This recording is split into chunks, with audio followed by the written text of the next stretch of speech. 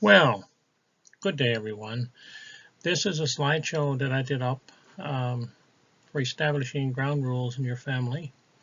Some people refer to them as boundaries.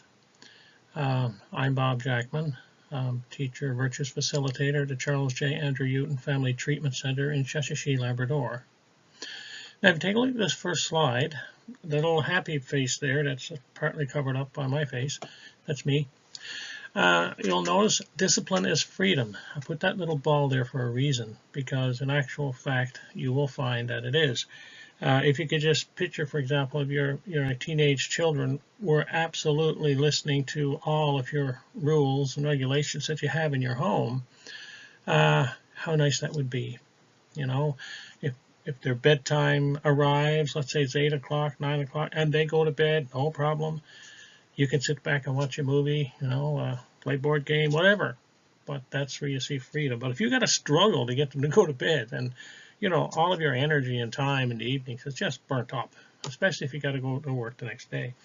Well, I got a little thing here that I found in the book by Kali A. Kavari, PhD, Spiritual Intelligence, a Practical Guide to Personal Happiness. I just want to read this little bit because it's quite pertinent to that little circle up here, which has discipline is freedom.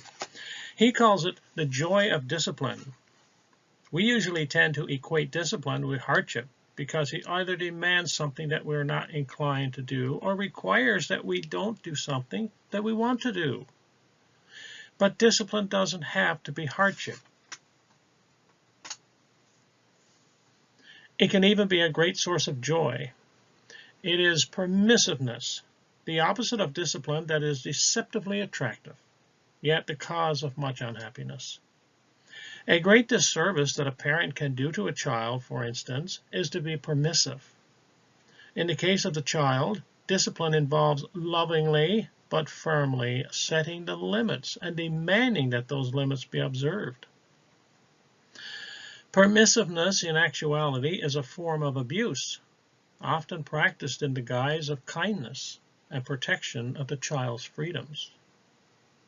Parental permissiveness also may represent the absence of caring or maybe laziness in enforcing a code of conduct. Regardless of the reason, permissiveness is a loose steering mechanism.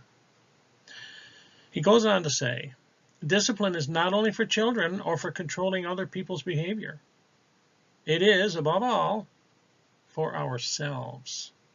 Self-discipline is a great secret of happiness. It is not the same as being unkind or harsh. It is self-discipline that keeps us on track along our path. When we are on track, we're happy. Going off track makes us unhappy. So that's from Spiritual Intelligence. And the book is noted at the end of the slideshow.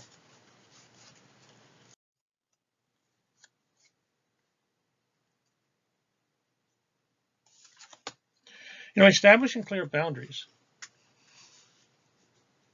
or establishing clear ground rules is one of the best ways to set clear boundaries.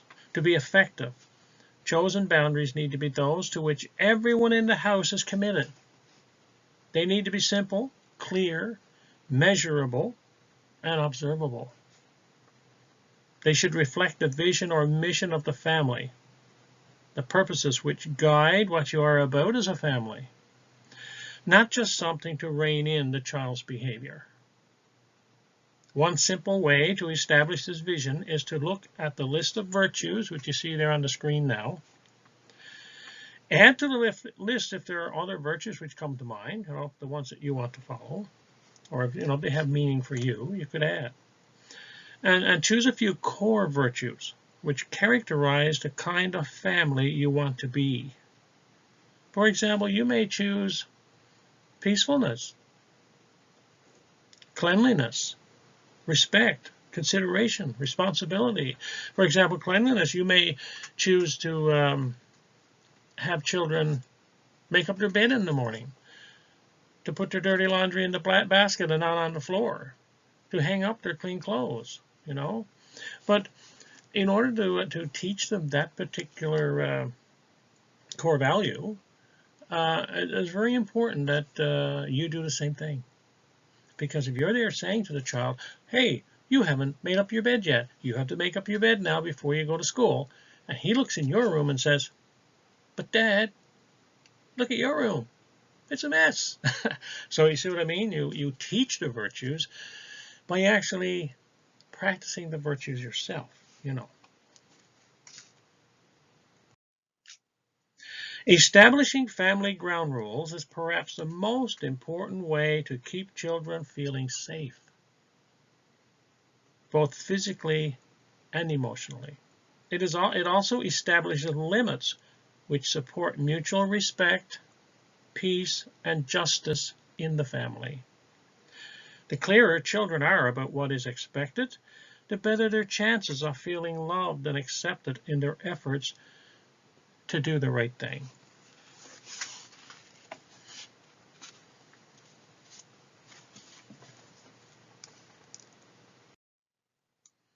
So when you're establishing these guidelines, it's very important to be moderate. You know, I've been in classrooms. As a matter of fact, I think back in my classrooms years ago, when the list was so long of the do's and don'ts that the children had to follow, and I don't know how to remember them all. Well, what I'm saying now about the family is that pick some core virtues and try and develop those. So no more than 5 or 6 ground rules at any one time, okay? There are many expectations you have, such as brushing your teeth regularly and wearing clothes before leaving the house. You wouldn't necessarily need a ground rule to cover such things. What is the area of teachability which matters most at this time? What is it you're trying to teach them? Is it respect? Is it peacefulness, cleanliness? Like, you pick the main virtues that you would like to have them follow. As you create the ground rules, focus on the core virtues you feel most need to be practiced. Remember, they apply to everyone. Children watch what you do more than what you say. If your cleanliness is, you take your boots off in the porch, okay? But the child comes home, forgets to take the boots off in the porch, walks to the living room. Hey, what's the consequence? Well, the child could go back, take the boots off, get the broom, sweep up the mess, get the mop, and clean it up if he has to, but that could be a consequence for breaking that particular cleanliness rule. But Dad gets home from work and does the same thing. Well, he has to go back, take his boots off, he has to get the broom, he has to get the mop, and things have to be cleaned up the same thing. So they apply to everybody,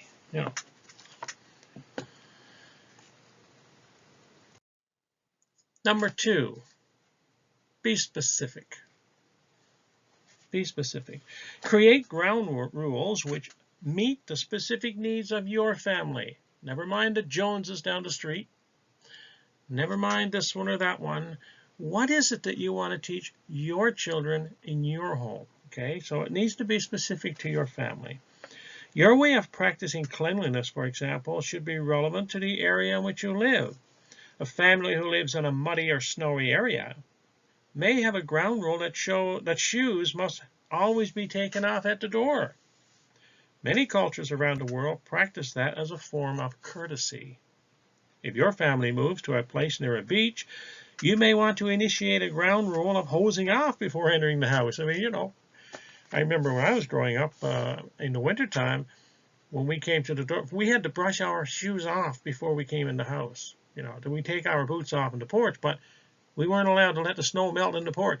Take the broom, clean them all off before you come in the porch. That just made sense to us at that time, right? Number 3, be positive. Base the ground rules on the virtues. Word the rules positively and focus awareness on the virtues you feel the children or the family need to develop at this time. Avoid expressing rules in the negative. This only draws attention and focuses awareness on negative behaviors. For example, you wouldn't have rules such as these. No hitting. They're focused on hitting. They hear the word hitting, okay? No eating in the living room. No swearing. No loud music. No going out before chores are done. So you're focusing on what you don't want them to do. And really what you need to do is focus on what you want them to do, okay?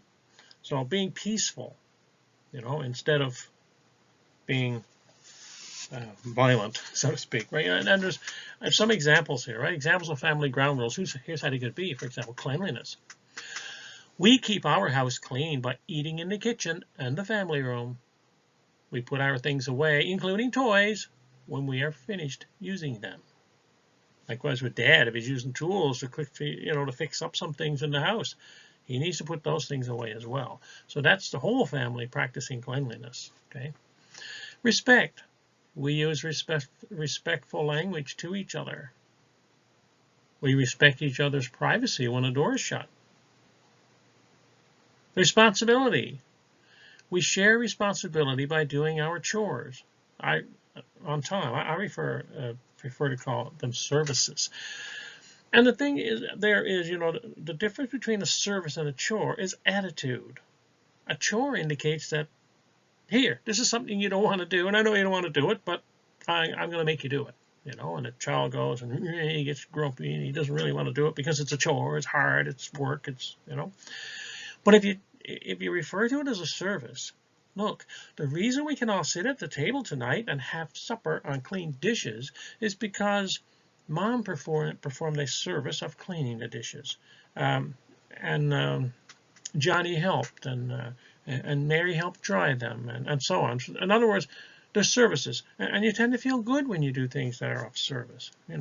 So I know at our treatment center, I've been trying to get them to change the chore list to a service list, and basically because of attitude. That's all, right? Not that people are going to have a bad attitude because they have a chore to do, but the negative behavior, the negative connotations attached with chore. Okay. Number 4, establish specific relevant consequences. In other words, let the punishment fit the crime. That a young fellow doesn't come in on his bike, he's supposed to be in at 10 o'clock. Teenager, okay? He doesn't get in till 11. So you get all irritated, and he says, that's it, you're not getting your bike for the rest of the summer. I mean, come on, right? So we have to make sure that the consequences do fit, right? At the same time as the ground rules are made, that's when you do these, okay? You need to establish creative consequences for the possibility that a ground rule may be broken. The consequence should be set up in advance so that it is not dictated by your irritation level. You don't need to post these, but they do need to be explained when the ground rules are communicated, okay? I'll give some examples here. It's irrelevant. Let's face it. If you hit another child, you will be grounded for a week. A week. Relevant. If you forget to be peaceful and hit another child, you must stop playing and take a timeout. Now, timeouts, I think universally is, 1 minute per child's age. So a 5-year-old would have timeout for 5 minutes. I need to point out here too that timeout doesn't mean you got them locked in a closet. A timeout could simply mean sitting on your knee next to where the activity is taking place. But they are out of the activity for the length of time. Another one, irrelevant. If you go into the street, you'll get a spanking. Well, I don't think we agree with spanking, but this is more relevant. If you are trustworthy, you can play in the yard. If you leave the yard, you will lose your right to play in the yard for the next half hour. Now, that's not that long, but it's long enough for the child to understand and realize that it wasn't safe, So that's the point of the consequences. Eventually, as children grow older, they develop this sense inside themselves, which is that rules will keep them safe, like they have a reason, and they develop their self-discipline, okay, and their self-esteem, their characters. Number 5, use consequences that will educate not punish. Restorative, not retributive. Consequences are not meant to make children feel bad about themselves, but rather to restore them to the missing virtue, which often is justice. And I put the timeout thing on this page as well, okay? On the slide here, you see one of my grandchildren peeping around the corner there, okay? They're the kind of people you think about when you're developing these kinds of rules and boundaries and consequences, The purpose of virtues-based discipline is to call children to the virtues. It is a form of restorative justice as opposed to retributive justice. In retributive justice, the questions are, what was the crime? Who did it? And how should they be punished? In restorative justice, the questions are, what happened? Who was hurt? Including the perpetrator. And what do they need? Consequences are not meant to make children feel bad about themselves, but rather to restore them to the missing virtue, which often is justice. Give a child who has hurt someone the opportunity to make reparation. Invite him to come up with a way to make up to whoever has been hurt or disturbed by his behavior. This must be done respectfully, not a forced apology, but a brief, creative brainstorming of what he feels would make up for what he has done. For example, a child who has been aggressive may think of something kind to do for the person who was hurt.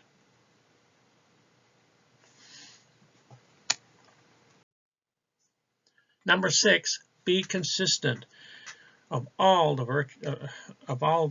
ground rules that you can establish, you have to be consistent in order for them to work.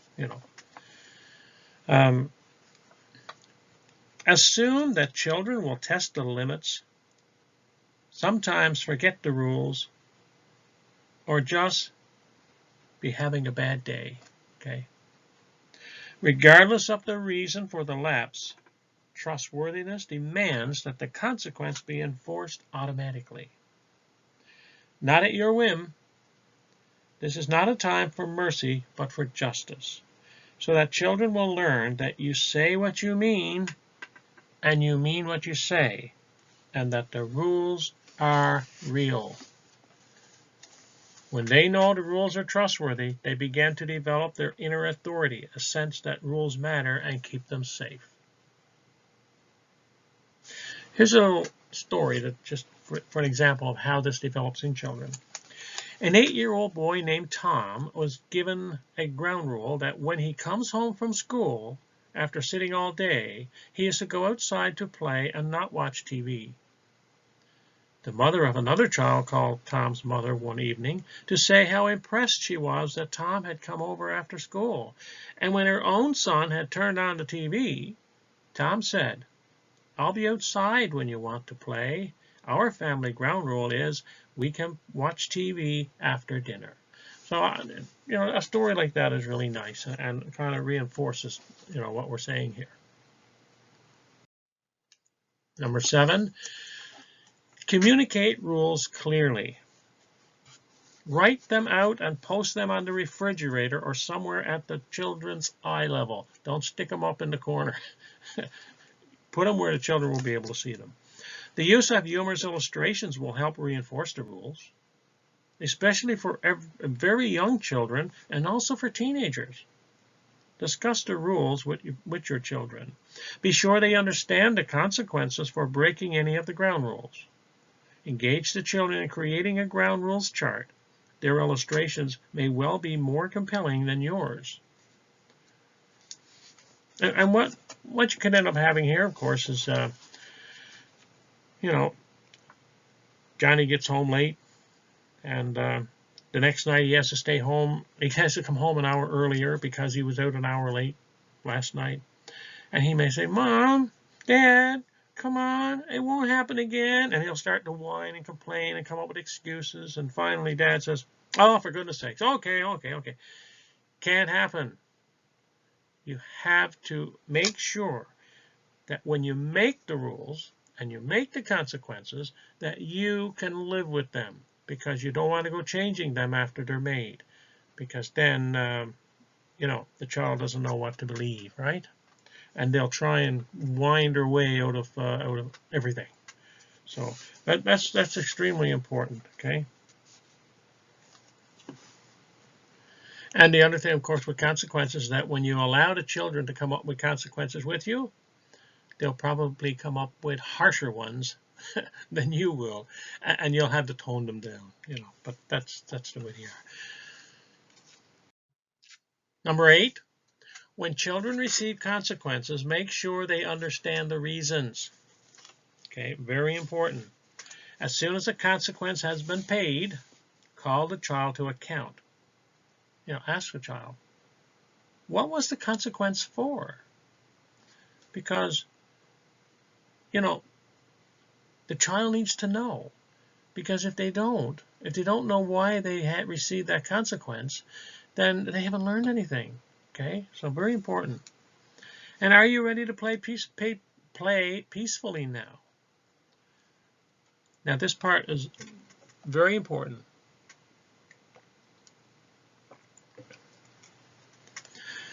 With warmth and trust, encourage them to keep trying. If the child is still angry or hurt, this is not a time for a lecture on why they shouldn't have done what they did. It is a time to listen to their feelings. I always believe that after a consequence, a child should still want to come and give you a hug, okay? And that's a good sign that it's a good consequence, you know, so that's nice.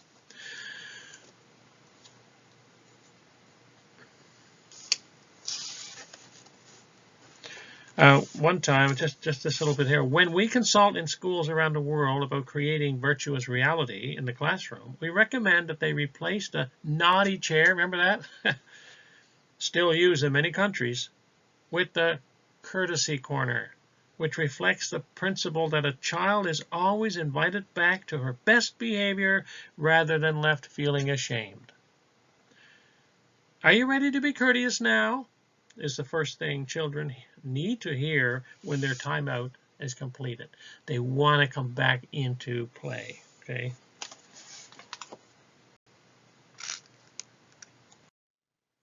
Number 9, make the ground rules non-negotiable.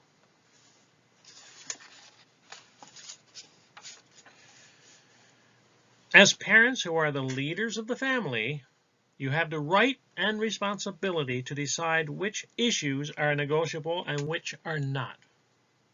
When you make a ground rule, make sure you can live with it, and that it is truly non-negotiable, okay? Very important.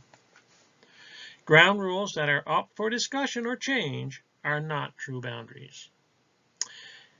I believe that if a rule does not have a consequence, then there's no rule, okay? So if a child breaks your so-called rule, but you don't have a consequence to put him back on track, and then it never was a rule.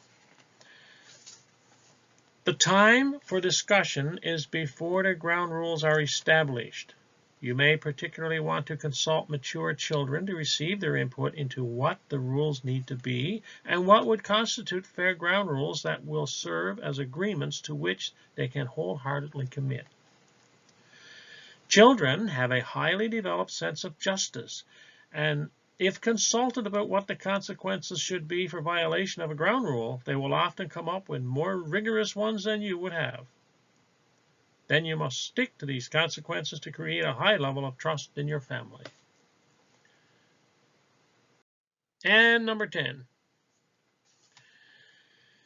ground rules are non-negotiable, but there will come a time when you will need to be flexible, okay? You need to revise rules over time. From time to time, children grow older, right?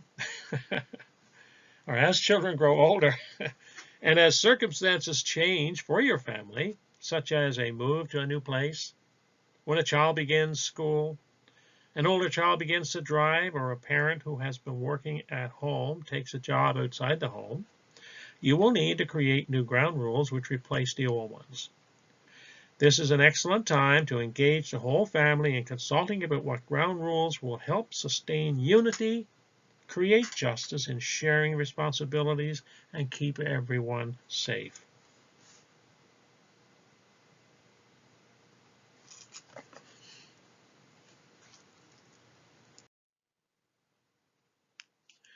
Now, give choices within boundaries.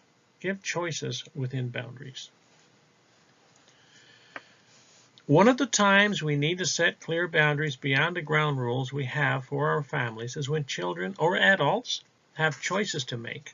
When children are small, most of their choices need to be given within predetermined boundaries.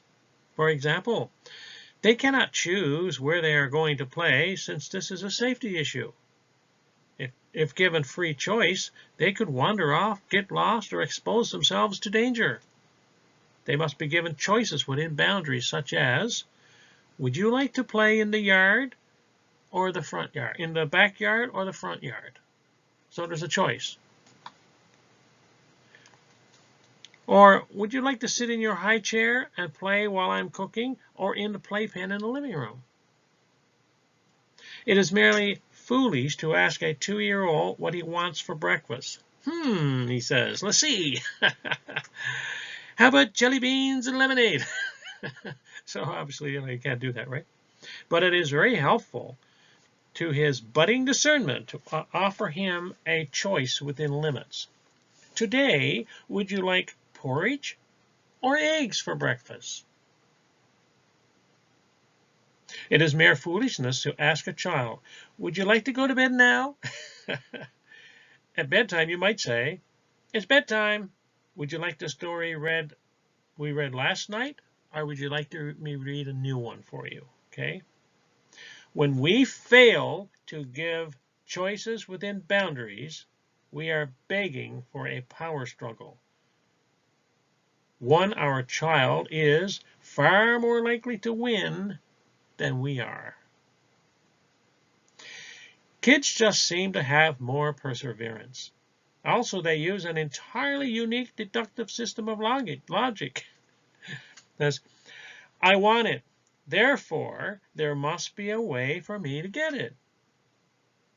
Worst of all is the just because stance children can take when asked to justify their behavior. Because, that's, best not to even try. Boundaries, on the other hand, have the power to move them, literally. When a parent gives a child too much power or leeway in decision-making without setting parameters for their choices, the child almost always wins the battle of wills.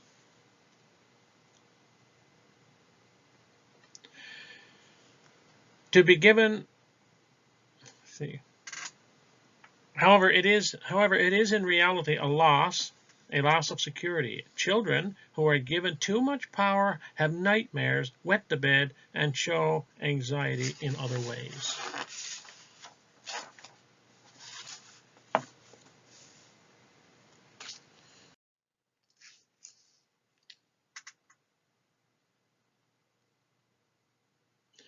I put in some little examples of ground rules here.